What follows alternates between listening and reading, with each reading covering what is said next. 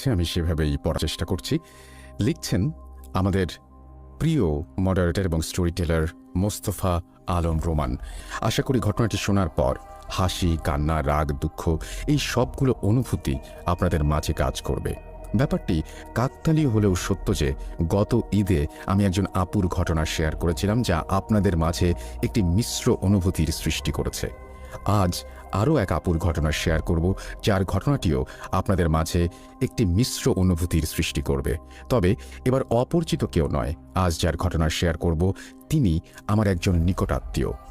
বলতে গেলে আমাদের পরিবার পরিজন এবং আত্মীয় স্বজনের মধ্যে সবাই ঘটনাটির ব্যাপারে জানেন। তবে একটি বিশেষ কারণে এবারও নাম উল্লেখ করতে পারছি না। বলে রাখা ভালো, ঘটনাটি মূলত 3 ভাগে বিভক্ত। কি সেই 3 ভাগ?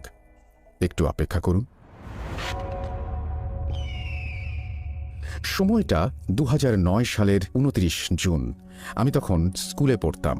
অর্ধবার্ষিকী পরীক্ষার পর সপরিবারে মেজো খালামণির বাসায় বেড়াতে গিয়েছিলাম। আমার ছোট বোন তখন আমার মায়ের গর্ভে। ডাক্তার আম্মুকে খুব একটা জার্নি করার পারমিশন না দিলেও আমার জন্য আম্মু সেবার বেড়াতে যেতে রাজি হন। সেখানে যাবার পর 2 দিন বেশ ভালোই কেটেছিল।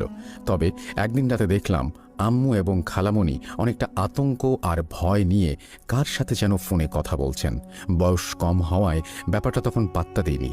কিন্তু ওই ঘটনার পরের দিন সকালেই আম্মু আমাকে ঘুম থেকে তুলে কোনো কথা না বলেই সোজা রাজশাহীর উদ্দেশ্যে রওনা দেন। আমি কেমন যেন বোকা বনে গেলাম এবং মনে মনে খুব বিরক্ত আর কষ্ট পেতে লাগলাম। কারণ আমি ভেবেছিলাম এখানে আরও কয়েকদিন থেকে যাব এবং অনেক মজা করব।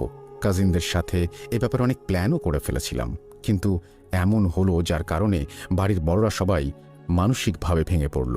এমনকি খালামণি আমাকে এতটা ভালোবাসে, সবসময় ফোন করে তাদের বাড়িতে গিয়ে থাকতে বলে, কিন্তু যাবার সময় তিনি আমার সাথে সেভাবে কথাও বললেন না।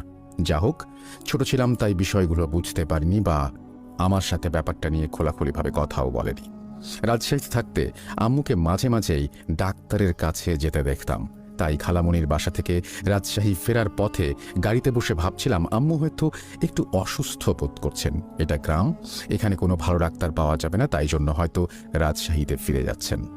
যা হোক, এরপর রাজশাহীতে ফিরে আসি। সত্যি বলতে আম্মু প্রেগনেন্ট হবার পর থেকেই আমি আর আব্বু আলাদা রুমে থাকতাম।